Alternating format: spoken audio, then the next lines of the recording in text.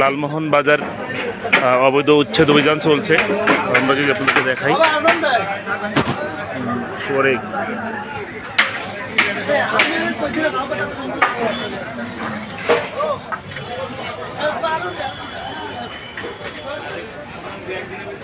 দীর্ঘদিন ধরে এই অবৈধভাবে রাস্তার মাঝে একটা অ্যাভিনিউর মাঝে একটা ছোট্ট একটা আইল্যান্ডকে মেনটেন করে দুই পাশে আরও দুই হাত জায়গা দখল করে ব্যবসা করে আসছিল রহমানের কিছু লোকজন। আজকে প্রশাসনের পক্ষ থেকে নৌবাহিনী, পুলিশ ঐক্যবদ্ধভাবে সব কিছু ভেঙে অবশ্যই ওনাদেরকে ব্যবসায়ীদেরকে বলা হয়েছে আরও কয়েকদিন আগে থেকে প্রশাসনিকভাবে